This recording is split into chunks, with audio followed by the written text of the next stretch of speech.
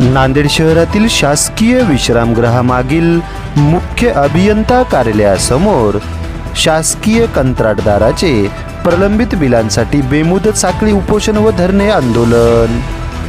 याबाबत सविस्तर वृत्त असे की आज गुरुवार दिनांक 27 जून 2024 रोजी दुपारी 4:30 वाजताच्या दरम्यान प्राप्त होत असलेल्या माहितीनुसार प्रलंबित बिले मिळविण्यासाठी सातत्याने पाठपुरावा करूनही दिला जात नसल्यामुळे आज builder association of India, Maharashtra engineers association, मजूर संस्था फेडरेशन यांच्या वतीने मुख्य अभियंता कार्यालयासमोर बेमुदत साखळी उपोषण व धरणे आंदोलन सुरू करण्यात आले आहे।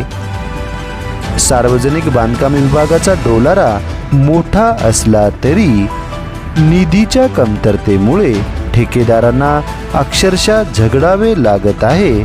अधिकारी काम करून घेत आहेत पण बिलाच्या वेळेस हात वर करतात। सार्वजनिक बांधकाम विभागात ठेकेदाराची करोडो रुपयांची बिले अडकून पडली आहेत। विशेष म्हणजे 20-25च्या अर्थसंकल्पात कमी तरतूद असताना त्यापेक्षा 5 पटीने अधिक कामे काढण्यात आल्याचे यावेळी सांगण्यात आले आहे।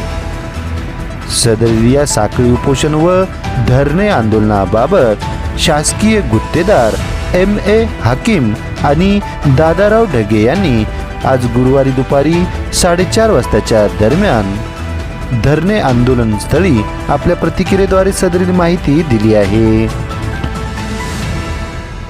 कोरोनाच्या विरोधात आज आम्ही धरणे आंदोलन केले। मागील 1 वर्षापासून केलेले कामाची देयकं देत नाही आणि कामे भरमसाठ मंजूर करतात। आजपासून विधानसभेचं अधिवेशन चालू आहे आणि पूर्ण नवीन आज आमदार खुश करण्याला अजून 75% कोटी एक आमदाराला नवीन कामं देणार आहेत। तर आमचं म्हणणं हेच आहे की जुने 20,000 कोटीचे महाराष्ट्रात काम झालेले आहेत, 40,000 कोटीचे कामं प्रगतीपथावर आहेत। एवढं नवीन कामे मंजूर असताना नवीन कामं मंजूर करायची गरज काय?